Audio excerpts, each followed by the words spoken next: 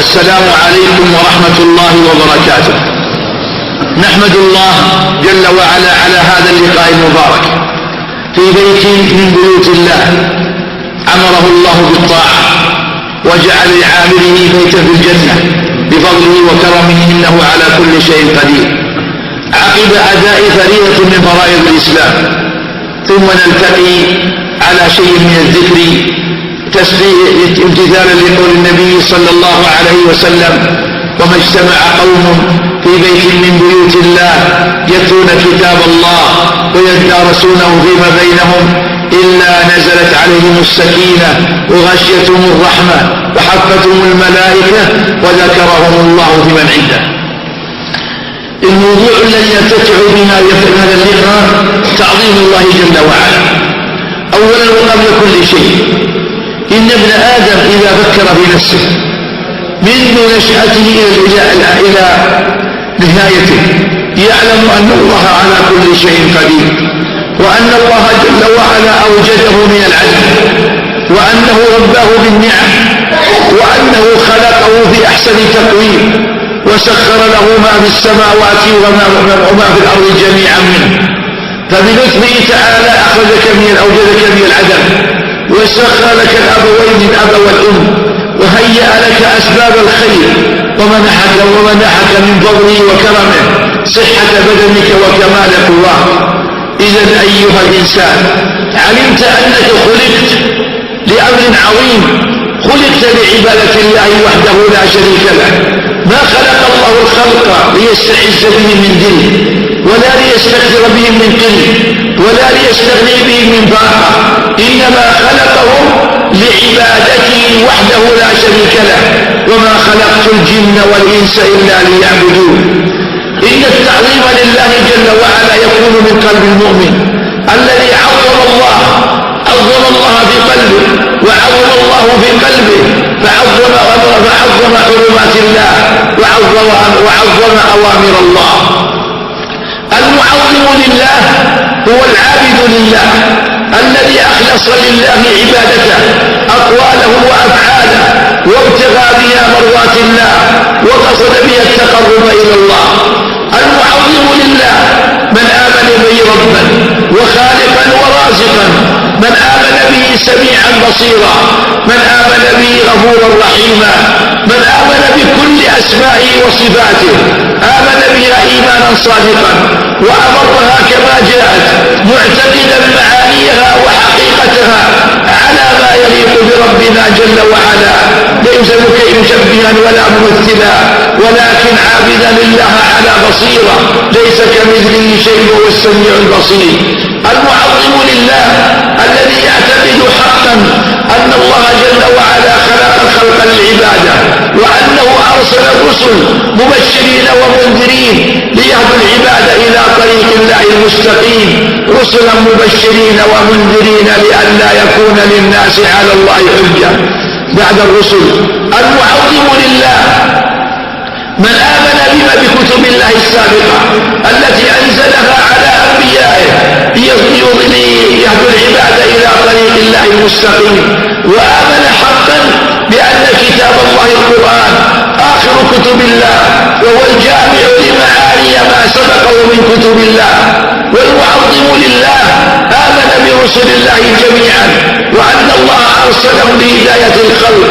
المعظم لله آمن بلقاء الله، وأن هناك يوما يجمع الله فيه الأولين والآخرين منذ خلق آدم إلى أن يرث الأرض ومن عليها وهو خير الوارثين. المعظم لله من آمن بقضاء الله وقدره، وعلم أن هذا الكون لا يكون فيه إلا ما شاء الله، ما شاء الله كان وما لم يشأ يكن، وأن كل ما يجري فبقضاء الله وقدره، فإن الله جل وعلا كتب مقادير العباد قبل أن يخلقهم ب50,000 سنة، وعنده أم الكتاب، فإنه لا يخفى عليه شيء من أعمال العباد. فالمعظم لله يؤمن بكمال علم الله بأفعال العباد وأقوالهم، وما تكون في شأن وما تتلو منه من كتاب ولا تعملون من عمل إلا كنا عليكم شهودا إذ تفيضون فيه وما يعزب عن ربك من مثقال ذرة في الأرض ولا في السماء ولا أصغر من ذلك ولا أكبر إلا في كتاب مبين. المعظم لله من يؤمن أن الله مطلع على أحوالنا عالم بسرائرنا وما نعلن. قل إن تخفوا ما في صدوركم أو تبدوه يعلمه الله ويعلم ما في السماوات وما في الأرض والله على كل شيء قدير. وعنده مفاتح الغيب لا يعلمها إلا هو ويعلم ما في البر والبحر وما تسقط من ورقة إلا يعلمها ولا حبة في ظلمات الأرض ولا رطب ولا يابس إلا في كتاب مبين. المعظم لله يعلم أن العباد سائرون على قضاء وقدر قدره الله لا يمكن أن ينفك عن ذلك. في الحديث واعلم أن ما أصابك لم يكن ليخطئك وما أخطأك لم يكن ليصيبك. المعظم لله من يؤمن بأن الله مراقب عليه ومطلع على كل أحواله الذي يراك حين تقوم وتقلبك في الساجدين إنه هو السميع العليم. المعظم لله من يعلم أن الله يسمع دعاءه ويرى مكانه ويعلم سره وعلانيته وهو القادر على إجابة دعوة دعائه. أمن يجيب المضطر إذا دعاه ويكشف السوء وإذا سألك عبادي عني فإني قريب أجيب دعوة الداعي إذا دعان. المعظم لله من يعلم أن العبادة كلها لا تليق إلا بالله فلا دعاء إلا أن تدعو الله ولا ذبح إلا لله ولا نذر إلا لله ولا أي عمل إلا لله خالصا على وفق ما دل الكتاب والسنة عليه. المعظم لله من آمن بمحمد صلى الله عليه وسلم نبيا رسولا وأن الله بعثه برسالة عامة إلى جميع الخلق جنهم وإنسهم عربهم وعجمهم وأن الله نسخ به الشرائع السابقة وأوجب على كل الخلق اتباع هذا النبي والانضواء تحت لوائه. قل يا أيها الناس إني رسول الله إليكم جميعا الذي له ملك السماوات والأرض لا إله إلا هو يحيي ويميت. الآية. المعظم لله من آمن بشرع الله من آمن بهذه الشريعة حق الإيمان وتلقاها بالسمع والطاعة وعلم أن الله أكمل بمحمد الشريعة وأتم به النعمة ورضي به الإسلام دينا. اليوم أكملت لكم دينكم وأتممت عليكم نعمتي ورضيت لكم الإسلام دينا. المعظم لله من يعلم أن هذه الشريعة الإسلامية صالحة لكل زمان ولكل أمة منذ بعث الله محمدا صلى الله عليه وسلم إلى أن يرث الله الأرض ومن عليها وهو خير الوارثين. ولا تزال طائفة من أمتي ظاهرين على الحق لا يضرهم من خذلهم ولا من خالفهم حتى يأتي أمر الله. المعظم لله يعظم محمدا صلى الله عليه وسلم ويحكم سنته ويتحاكم إليها ويحب هذا النبي صلى الله عليه وسلم ويقتدي به في كل أقواله وأفعاله تحقيقا لقول الله لقد كان لكم في رسول الله أسوة حسنة لمن كان يرجو الله واليوم الآخر وذكر الله كثيرا. المعظم لله من عظم أوامر الله فصار لأوامر الله في قلبه تعظيم وإجلال. فالصلوات الخمس المؤمن المعظم لله يعظم هذه الصلوات ويهتم بها ويعتني بها والله يقول واستعينوا بالصبر والصلاة وإنها لكبيرة إلا على الخاشعين الذين يظنون أنهم ملاقو ربهم وأنهم إليه راجعون. من ضيع الصلوات الخمس من فوتها وتورط فيها ولم يعتني بها لم يكن معظما لله حقا. إذ لو كان معظما لعظم هذه الفريضة التي عظم الله شأنها وأعلى ذكرها فأوجبها على المسلم في سفره وإقامته وفي صحته ومرضه وفي عظمه وخوفه ما دام عقله حاضرا فهو مطالب بهذه الصلوات الخمس. صل قائما، فإن لم تستطع فقاعدا، فإن لم تستطع فمستلقيا، فإن لم تستطع فعلى جنب. كل ذلك تعظيم لشأن هذه الصلاة، لأنه لا يعظمها إلا مؤمن، ولا يتهاوى ويستخف بها إلا من ضعف إيمانه وقل تعظيمه لله. إذ هذه الصلوات الخمس صلة بينك وبين ربك، تقوي ارتباطك بربك وتجعلك على صلة دائمة بربك، تفضي إلى الله كم همك وحزنك، وتشكو إليه حاجتك وتسأله من فضله وكرمه. فإن الله جعل هذه الصلوات الخمس طهرة لنا من الذنوب والخطايا. يقول صلى الله عليه وسلم: أرأيتم لو أن بباب أحدكم نهرا غمرا يغتسل منه كل يوم 5 مرات، هل يبقى من درنه شيء؟ قالوا لا. قال: فكذلك الصلوات الخمس يمحو الله بهن الخطايا والسيئات. جعلها الله سببا للنهي عن الفحشاء والمنكر ولإقامة ذكر الله. وأقم الصلاة إن الصلاة تنهى عن الفحشاء والمنكر ولذكر الله أكبر والله يعلم ما تصنعون. المعظم لله يحافظ على هذه الصلوات ويعتني بأوقاتها ويهتم بطهارتها ويهتم بأوقاتها ويهتم بها في المسجد ويؤديها طاعة لله. المعظم لله يجد في الصلاة راحة باله وقرة عينه وانشراح صدره، اقتداء بنبيه صلى الله عليه وسلم القائل: حبب إلي من دنياكم النساء والطيب وجعلت قرة عيني بالصلاة. المعظم لله لا يسعى هذه الصلوات ولا يمل منها، بل يؤديها دائما براحة بال. أحب ساعة إليه أن يكون واقفا بين يد ربه يناجيه ويدعوه ويتضرع إليه ويشكو إليه كل أحواله ويسأله الثبات على الإسلام والجنة والفوز بها والنجاة من النار. المعظم لله يكثر من نوافل الطاعة ما كان قبل الفريضة وبعدها، اغتناما لهذه الحياة وتزودا من هذه الدنيا للدار الآخرة.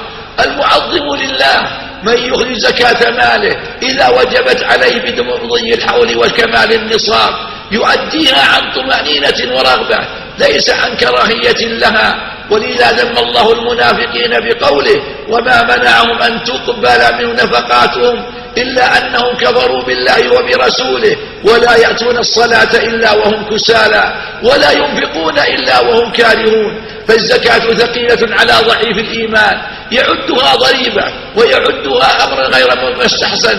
أما المؤمن فيؤديها طاعة لله. خذ من أموالهم صدقة تطهرهم وتزكيهم بها وصل عليهم إن صلاتك سكن لهم والله سميع عليم. المعظم لله شاكر لله على إنعامه وإفضاله، دائما يشكر الله ويثني عليه، كلما تصور نعم الله عليه شكر الله وأثنى عليه وسأله المزيد من فضله. المعظم لله يصوم رمضان لله إخلاصا وصدقا ويحج بيت الله الحرام طاعة لله. المعظم لله عظم حق الوالدين الذي عظمه الله في كتابه، حيث قرن حقهما بحقه جل وعلا، فما أمر بعبادته إلا وأمر بالبر بالوالدين: واعبدوا الله ولا تشركوا به شيئا وبالوالدين إحسانا أن اشكر لي ولوالديك إلي المصير. المعظم لله عظم رجال الرحم وسعى بصلة الرحم وتباعد عن قطيعتها، لأن الله يقول للرحم: ألا ترضين أن أغسل من وصلك وأقطع من قطعك؟ قالت: نعم. قال: فذلك لك. المعظم لله يعظم حرمات المسلمين فيحترم دماءهم ويحترم أموالهم ويحترم أعراضهم، فلا يجري عليهم بدمائهم ولا يسعى في إتلاف أموالهم وانتهابها ولا انتهاك أعراضهم، لأن الله حرم ذلك عليه: إن دماءكم وأموالكم وأعراضكم عليكم حرام كحرمة يومكم هذا في شهركم هذا في بلدكم هذا. المعظم لله معظم لحرمات الله، معظم لما حرم الله عليه، وأعظم ذلك الشرك به والكفر به، فهو بعيد عن هذا كله. معظم لحرمات الله فلا يتعاطى مسكرا ولا يقترب زنا ولا يسرق ولا يغتاب مسلما ولا يسعى بنميمة ولا يفسد مجتمع. المعظم لحرمات الله. المسلم من سلم المسلمون من لسانه ويده، والمؤمن من أمنه المسلمون على دمائهم وأموالهم، والمهاجر من هجر ما نهى الله عنه، والمجاهد من جاهد نفسه في طاعة الله. المعظم لله معظم لأخلاق الإسلام وآداب الإسلام، فتراه بعيدا عن الغش، بعيدا عن التدليس والكذب، بعيدا عن الخيانة، موفى بالعهود، ملتزما بالعقود، لا يمنعه ذلك، لا يمنعه من هذا شيء، لأنه معظم لله. فكل من عظمه الله فإنه معظمه. فدماء المسلمين عظم الله شأنها، ولا تقتلوا النفس التي حرم الله إلا بالحق، فهو بعيد عن ذلك، يحترم دماء المسلمين ويصونها، ويذكر قول الله: ومن يقتل مؤمنا متعمدا فجزاؤه جهنم خالدا فيها وغضب الله عليه ولعنه وأعد له عذابا عظيما. المعظم لله يعظم أموال المسلمين فلا يتعدى عليها. يا أيها الذين آمنوا لا تأكلوا أموالكم بينكم بالباطل إلا أن تكون تجارة عن تراض منكم. المعظم لله يعظم حرمات المسلمين ولا يغتب بعضكم بعضا. والذين يؤذون المؤمنين والمؤمنات بغير ما اكتسبوا فقد احتملوا بهتانا وإثما مبينا. المعظم لله يحترم أمته، يحترم المسلمين ويحترم أمته ويسعى بالخير بينهم. المعظم لله يسعى بالنصيحة للمسلمين والكف بالشر عنهم. المعظم لله لا يتعاطى المسكرات ولا المخدرات الضارة. المعظم لله يعظم حرمات الله فلا يسعى في الأرض فسادا، لا ينشر ظلما ولا عدوانا، ولا يروج مسكرا ومخدرا، ولا يسعى في الأرض فسادا، بل هو محترم لذلك. المعظم لله يعظم ولاة أمره ويدعو لهم بالتوفيق والسداد، لأن الله عظم شأن ولاة الأمور. يا أيها الذين آمنوا أطيعوا الله وأطيعوا الرسول وأولي الأمر منكم. فنحن نعظم حق الولاة لأن الله عظم شأنها، فالسمع والطاعة لهم في المعروف واجب، ومحبة الخير لهم ومحبة الخير لهم والسعي وشد أجرهم والسعي فيما يجمع الكلمة ويوحد الصف ويقي الأمة الشرور والفساد. هذا من تعظيم حرمات الله. ذلك ومن يعظم حرمات الله فهو خير له عند ربه. المعظم لله يعظم أمر الشهادة فلا يشهد زورا ولا كذبا، ولكن يلزم الصدق في كل ما يخبر به. المعظم لله يربي أولاده على ما أمره الله به. يا أيها الذين آمنوا قوا أنفسكم وأهليكم نارا. المعظم لله يعظم حق الزوجة لأن الله يقول: وعاشرهن بالمعروف. والمعظم لله يعظم أمن الأمة وسلامتها، فلا تراه يسعى في الفساد ولا يستتر على المجرمين ولا يؤوي المفسدين، ولكنه يحترم أمن الأمة ويسعى فيما فيه الخير والصلاح لهم. هكذا يعظم المسلم ربه بامتثال الأوامر واجتناب النواهي. وأن يحب العبد لا يحبه إلا لله، وأن يوالي في الله ويعادي في الله. هكذا الإيمان الصادق. أسأل الله لي ولكم التوفيق والهداية، وأن ينصر دينه ويعلي كلمته، وأن يرحم أمواتنا عن النار، أن يرحم أمهاتنا وآبائنا، ويصلح ذرياتنا، ويصلح شأننا، ويجمع قلوبنا، ويصلح ولاة أمرنا، وينصر إخوان المجاهدين على الحدود، ويقوي عزيمتهم ويثبت أقدامهم، ويكفي المسلمين شر من أرادهم بشر. وصلى الله وسلم وبارك على عبده ورسوله محمد وعلى آله وصحبه. كتب الله أجركم وسلم أخطاكم. نبقى الآن مع الأسئلة فضيلة الشيخ. يقول السائل: أحسن الله إليكم فضيلة الشيخ، ما حكم شخص اشترى سيارة وأجرها لعامل مقابل أن يأخذ منه نسبة من قيمة المبلغ الذي يكسبه العامل في كل شهر، أيضا أن العامل عليه كل شيء؟ هو الحقيقة إن مشكلة فيها أن العامل استخدم ليكون عاملا وليكون مرتب معين عامل، وهنا حول العامل من كونه عاملا إلى كونه شريكا، والتراضي بينهم واقع، لكن أخشى أن النظام يمنع ذلك، وإلا في الأصل أن هذا أمر إذا نظرنا إليه من حيث الجواز ما في إشكال. هو عامل عاقل سلمت للسيارة له فقال اشتغل فيها وسدد لي كل يوم مبلغ معين، إلا أن هذا مشكلته أن هؤلاء ربما يعني يكون منهم شيء من السرعة وشيء من التهور لأجل أن يحققوا ما طلب منهم، وإلا في الحقيقة ظاهر العقد ما في شيء، هو أمر واضح. أعطاه السيارة وقال أعطني كل يوم 150 وما زاد فلك. هذا العامل شكل سيجتهد ويبذل جهدا ليلا ونهارا ليحقق ما طلب منه وليحقق لنفسه أيضا مكسب. ولهذا هذه السيارات يحددون لها أظن 3 سنوات 4 ثم تكون تالفة من عظم ما يبذل فيها من جهد، إلا أنه ينبغي بس التحرز وألا يعطى هذا الشيء إلا لمن عرف خبرته وقدرته، وأن يكون صاحب السيارة أيضا مراقبا له في سلوكه ويعني حريصا على أن يبعده من كل ما يخالف الشرع وأن يراقب وضعه وسلوكه. إذا حصل هذا فالأمر إن شاء الله لعل الأمر سهل. يقول السائل فضيلة الشيخ أسأل الله أن يجعلكم من أخوة الإسلام والمسلمين، سؤالي هو إذا ثبت عن النبي صلى الله عليه وسلم فعل ولم يثبت خصوص هذا الفعل للنبي صلى الله عليه وسلم، ولم يثبت أن أحدا من الصحابة فعل هذا الفعل، فهل من فعله في هذا الزمان يعتبر محدثا مبتدعا؟ إذا سمعت أن النبي فعل شيء عبادة من العبادات ما فعله النبي بحق، لأن سنة النبي بأمر الأمور إما قوله إما فعله إما تقريره، ولا أظن سنة فعلها تنسى. الغالب أن سننه منشورة قد تخفى على بعض الناس لكن لا تخفى على الكل. فضيلة الشيخ يقول ما حكم استخدام برامج الكمبيوتر غير مرخصة، وهل يعتبر شراؤها خاصة التي من الشركات الكافرة، وهل يعتبر شراؤها دعما له؟ والله يا إخواني أنا من رأيي الخاص ما دمت بذلت قيمة هذا الكمبيوتر ودفعت المبلغ وملكته فأنا لي حق التصرف فيه.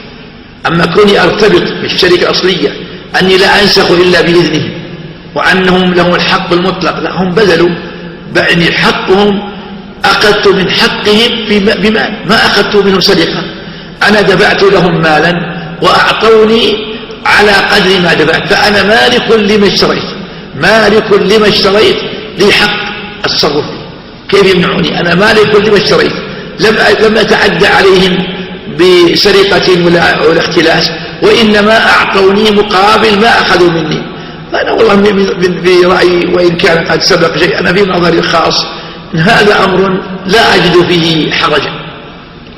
امتداد يا شيخ لهذا السؤال، هو يقول أن هناك برامج غير الكمبيوتر الجهاز نفسه، برامج زيديات تشترى شراء غير الجهاز، هل يجوز أن سخر؟ والله أنا ما دمت اشتريت الكتاب منهم بكذب، هذا الكتاب هذا الشريط أنا ملكته الآن، لي حق أن أنتفع به ولي حق أن ينتفع به غيري ولي حق لما تحتل علي. أنا شريت هذا الشريط هذا الكمبيوتر الذي شريته بمبلغ من المال وملكته وأصبح حقا لي أسمعه ويسمع غيري، ما هو أسباب الحجر علي في هذا؟ فضيلة الشيخ يقول أنا من مصر وأعمل هنا وسوف أستخدم زوجتي لحاجتي لها، هل يجوز لها أن تسافر بالطائرة وأنتظرها في المطار للضرورة؟ والله يا إخواني النبي صلى الله عليه وسلم أحرص الخلق على هداية الخلق، يقول لا يحل لامرأة تسافر يوما إلا من الحرم، أو لا يحل السافر من الحرم، فالواجب يا أخي أن تصحبها اتقاء، يعني افرض الطائرة وقعت في غير المطار، افرض تعطل، هنا أمور قد الأصل السلف أمور قد تحدث، فالسنة فيها الاحتياط وهي حفظ العرض والسلام والاطمئنان، أسأل الله أن يحفظنا وإياكم. يقول فضيلة الشيخ أحسن الله إليك، طلب مني أحد الزملاء أن أشهد معه في المحكمة بأنه يعول أسرته، وشهدت معه من باب الفزعة وأنا لا أعلم عنه شيء سوى أن أهله من منطقة القصيم، هل تعتبر شهادة زور؟ بلا شك شهادة زور. الله يقول إلا من شهد بالحق وهم يعلمون. الشهادة مي وساطة ولا هدايا، لا تشهد إلا على حق، على مثل الشمس واشهد. والنبي يقول ألا وقول الزور ألا وشهادة الزور. قال الصحابة فما زال يكرره حتى قلنا لو سكت. لما قال ألا أنبئك بالكبائر قالوا بلى. قال اشركوا بالله وذي الغموس، وكان متكئا فجلس فقال ألا وقول الزور ألا وشهادة الزور، فما زال يكررها حتى قلنا ليته سكت. تشهد لنا بكذا، يجي الشخص يشهد لي بأني فقير تحل الضمان، اشهد لي بأني مغترب أنت غير مغترب، اشهد على أرضي بأن طولها كذا وطولها كذا، اشهد على أرضي أني محييها قبل 85 وكاذب. ما يجوز. الأمور الشرعية والوثائق الشرعية حرام التلاعب بها، ما يجوز للناس أن يشهدوا باطل. على المسلم أن يتقي الله فيما يشهدوا به، هي بهدايا ولا وساطة. بعضهم يقول هل من قبل من يشهد؟ ما يصلح هذا. هذه أمور شرعية إلا من شهد بالحق وهم يعلمون. أحسن الله إليكم، ما حكم العمل في البنوك الإسلامية في شركات التأمين؟ والله إذا كان إسلامية بمعنى الصحيح ليس فيها ربا لا إقراض ولا فوائد ما في شيء. يقول شخص يعمل لدى كفيله كمدير لمعرض، هل يجوز له أن يشتري السلعة بنفس الثمن الذي يشتري به الزبون ثم يبيعه بثمن أعلى في نفس المعرض بغرض التربح؟ الوكيل يقولون إن الوكيل لا يشتري نفسه ولا يبيع نفسه، خوف يتهم. الأول بعد عن هذا. أحسن الله عليكم. يقول كيف أقيس عملي وأعرف أنني مخلص؟ إذا وافق هذا الإخلاص عمل قلبي يطلع الله يطلع عليه ما نطلع نحن، الله يطلع عليه ويعلم. في الحديث إن الرجل ليصلي الصلاة ما يكتب له إلا نصفها إلا ثلثها، وقال لا ربع حتى قال إلا عشر. الناس يختلفون، والإخلاص أمر قلبي، كلما قوي في القلب حسن العمل. نسأل الله لنا ذلك. سماحة الشيخ يقول بعت سيارة على شخص على أن يسددها على شكل أقساط شهرية، هل المبلغ الذي لم يسدد وتم عليه الحول هل عليه زكاة؟ نعم، يعني مال لك في ذمة مضمونة بضمان لا بد منها. متى وقت السحر وهل الأفضل فيه الصلاة أم الاستغفار؟ السحر آخر الليل، والله جل وعلا قال كانوا إن المتقين في جنات وعيون آخرين ما آتاهم ربهم إنهم كانوا قبل المحسنين كانوا قليلا من الليل ما يهجعون وبالأسحار هم يستغفرون. قالوا يصلون فقبل الفجر يستغفرون ويذكرون الله. الله المستعان. فضيلة الشيخ يقول إذا دخلت للمسجد والصف الأول مكتمل هل تصح صلاة منفردا؟ والله إن أمكن أن تنبه غيرك يمكن معك أو تكون عن يمين الإمام أو لا. إن تعذر الأمر ولم تجد فمن العلماء من يجوز ذلك ويقول هذا الحاجة، ومنهم من يمنع ويقول أحاديث عامة في قول النبي لا صلاة لفذ خلف الصف. أحسن الله إليكم. يقول نعلم أن قراءة القرآن أو أن القرآن لا يمسه إلا طاهر، وأنا مدرس ولدي طلاب في حصة القرآن يكثرون طلب الخروج لأداء أو للوضوء، وهذا يحدث فوضى وأحيانا يجعلون ذلك علة للخروج من الفصل. هل يجوز أنهم يمسكون المصحف بحائل؟ لا، ربهم على ذلك، ربهم على الوضوء. العلماء استثنوا إلا الألواح ليكتب عليها، أما المصاحف لا، ربهم على الوضوء. علمهم ذلك، هذه أمور مهمة. الله جل وعلا في الحديث في كتاب عمرو بن حزم ألا يمس القرآن إلا طاهر. أحسن الله إليكم فضيلة الشيخ. يقول إذا دخلت للمسجد أبدأ بتحية المسجد أم بالسلام على ما في المسجد؟ المسيء في صلاته صلى ثم سلم دل على أنه يبدأ الصلاة، إلا إن كان في أحد سلم طيب، وإلا لو دخلت وحدك فابدأ بالصلاة. لكن لو كان مسيء أحد وسلمت عليهم أرجو أن يكون بخير. هل يجوز أداء راتبة الظهر بعد فواتها نوديها بعد العصر؟ النبي صلى الله عليه وسلم صلى الظهر واشتغل مع وفد عبد القيس حتى جاء العصر، فلما صلى العصر صلى الركعتين فاسألوا عائشة قال شغلت عنهما. فأخذ بعضهم على أنه يجوز قضاء أن الرواتب بعد خروج وقتها. فضيلة الشيخ يقول الإنسان على منكر، رأيت إنسانا على منكر من المنكرات ثم نصحته كثيرا فيقول دائما لي إن الله غفور رحيم. حقا، لكن اقرأ الآية كاملة. اعلموا أن الله شديد العقاب وأن الله غفور رحيم. إذا قلنا غفور رحيم نعصي له، هو غفور لنا رحيم بنا حيث حرم العاصي علينا، ورحيم بنا أن يتوب علينا إذا تبنا إليه. أما أن نأخذ غفور رحيم ونفعل ما نشاء لا. يقول فضيلة الشيخ كثر الحديث في هذه الأيام من دور السينما وطلبة البعض في الصحف الافتتاحية في بلادنا، هل من كلمة حول ذلك؟ هذا كلمة سيء. الأمير نائب وفقه الله نائب الثاني وحفظه بطاعته وأمده بالصحة والعافية صرح من الشهر بأن هذا أمر لا يليق وأن هذا أمر منافي للأخلاق، وأغلق الباب وفقه الله. لكن هؤلاء يتسلطون وإلا الأمير نائب وفقه الله لغيرته على دينه وبلده أصدر أمرا بأن هذا أمر لا يستحيل وجوده وهو من المنكرات، ووفقه الله ما قال هذا القول إلا غيرة على الدين زاده الله توفيقا وهداية.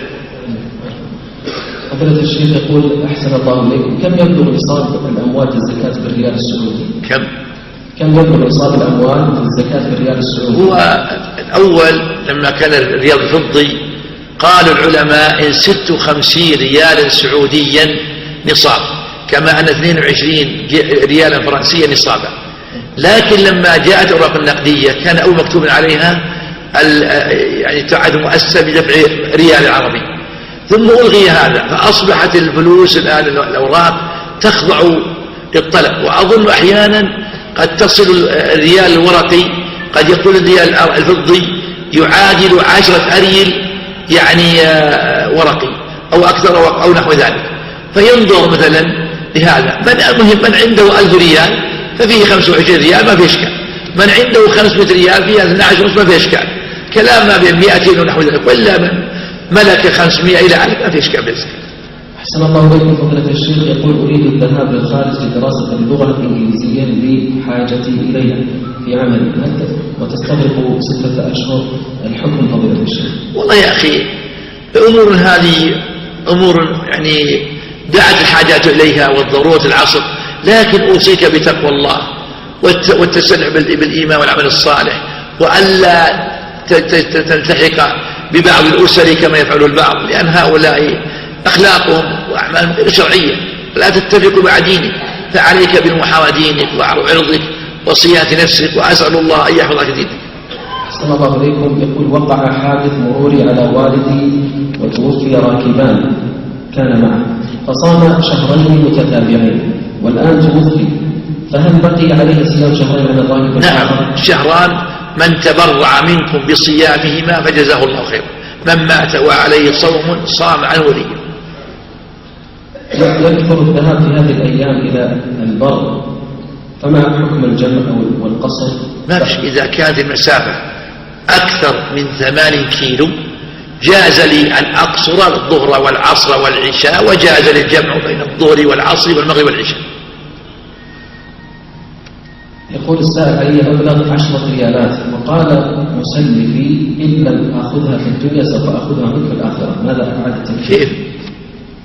يقول علي مبلغ 10 ريالات وقال مسلفي إن لم أخذها منك في الدنيا سوف أخذها منك في الآخرة، ماذا أفعل؟ ادفع هذا، أعطيه، إن كنت قال أعطيه، وإن لم يستطع الوصول له شيء يصدق بهذا إن تعذر، لكن ما دام موجود يتصل به يبحث عنه. أحسن الله عليكم. يقول هل يجب على المسلم الذي يعيش في فرنسا أن يهاجر إلى بلاد المسلمين؟ يا إخواني الآن الأنظمة اختلفت ولا كل يستطيع الانتقال، إنما عليه تقوى الله في سره وعلى نسأل الله الثبات، وإن تهيأ له الحمد لله. لكن اليوم الأمور ما عاد يعني على حكمتها أنظمة وقوانين تلزم الناس، لكن إن حصل له الانتقال إلى بلاد الإسلام خير، وإن كان وجوده هنا في فرنسا فيه خير ودعوة فذاك أفضل أيضا. يقول هل التفكر والتدبر في آيات الله الكونية من تعظيم الله؟ نعم، الله جل وعلا قال أولم يتفكروا في أنفسهم أولم ينظروا في ملكوت السماوات والكرسي إلى آخر الآية. إن في خلق السماوات واختلاف الليل والنهار لآيات للألباب الذين يذكرون الله قياما وقعودا وعلى جنوبهم ويتفكرون في خلق السماوات والأرض ربنا ما خلقت هذا باطلا سبحانك فقنا عذاب النار. موقفنا فضيلة الشيخ من كثرة الفتاوى وتداخلها في الإعلام؟ والله ما ينبغي هذا، فتاوى الحاجات مختصة الحمد لله. الفتاوى الفردية كل يفتي على استطاعته، أما الفتاوى العامة فلها هيئة ولجنة خاصة ما ينبغي التعدي عليها. يقول فضيلة الشيخ نحن زملاء في العمل ويكثر منهم الكلام عن العلماء والطعن فيهم. حاول أشغلهم بالصحف والقراءة والأخبار البعيدة، حاول أشغلهم. لماذا تشغل نفسكم بالناس؟ من عنده نصيحة يأتي للعون ينصحه، يقول أنت مقصر وأنت مسيء وأنت مخطئ بينه وبينه. أما الطعن بأعراض أنه تفكوا فيها مو من خصال الخير، هذا من الجبن والضعف. هذا يسأل فضيلة الشيخ يقول هل هناك موقع لهيئة كبار العلماء في الانترنت؟ نعم، هنا موقع إن شاء الله يتطور بعدين إن شاء الله. يقول فضيلة الشيخ إذا وجد الآن ولكن إن شاء الله بطريقة التطور. أحسن الله عليكم. فضيلة الشيخ يقول أثناء أداء تحية المسجد وقبل أن أشرح بقراءة الفاتحة تذكرت أني لم أصلي راتبة المغرب، هل يجوز لي أن أشارك النية بينهما؟ نعم. قال من أراد صلاة النافلة قبل الظهر ب5 دقائق فهل هذا وقت له؟ والله أنها ما يصلح، لأن الذي حدث ابن عامر 3 ساعات نهانا رسول الله صلى الله عليه وسلم أن نصلي فيها أو أن نكبر فيها موتانا حين تطلع الشمس بازغة وحين يقوم قائم الظهيرة وحين تتضيق الغروب. يقول فضيلة الشيخ ما حكم الاستثمار في البورصة العالمية؟ المهم إذا كان استثمارك خاليا من الربا والمحرمات شيء، ابتعد عن المحرمات، لا تدخل في بيوع المحرمات ولا في الربا. يقول أنا صليت صلاة الضحى في المنزل من يوم الجمعة وأردت أن أكملها إلى 4 بحيث تصل 8 ركعات في الجامع، هل في فضل الصلاة خير شيء؟ يجوز. صلى 4 تسليمتين و4 من المسجد خير شيء، لأن سنة الضحى سنة مؤكدة وفعلها بالطيب. اجعلوا من صلاتكم في بيوتكم ولا تتخذوا قبورا. المسلم إذا كان يروح بيته ينبغي له ألا يخرج حتى يؤدي ركعتي الضحى في بيته نورا للمنزل وخيرا كثيرا. يقول فضيلة الشيخ يكثر عند بعض الجهات الحكومية الذين يكتبون في الخارج هناك رسوم لابد أن تقدم، فصعوبة أن يذهب إلى الصراف ويدفع 200 ريال مثلا رسوم أن يخرج جواز مثلا. يوجد بعض الكتاب يقول أنا أدفع لك من حسابي وأزيد عليك 210 مثلا. هذه يعملونها قبل، أنا أظن انتهت الآن لأن جت البصمة وانتهت. كان أول يعملونها عند الجواز اللي ما عنده رصيد ما لا يعني بطاقة ائتمانية يأخذ 10 ريال، هذا الأجرة بس. الآن هي خفت عن تقريبا عقب بصمة أظن ما عاد تحتاج لها. امرأة فضيلة الشيخ، امرأة أدت العمرة بعد أن طهرت من الدورة وبعد الانتهاء من العمرة وجدت قطرة من الدم. الأمر صحيح. يقول فضيلة الشيخ أنا طالب وأعطيت بطاقة التشخيص لأسافر بها في التخفيض لأسافر بها بالطائرة، ما حكم هذا التخفيض؟ ما في شيء ما دام رسمي ولا شيء، لكن على هذا نسأل الله لنا التوفيق والسداد وصلى الله على محمد.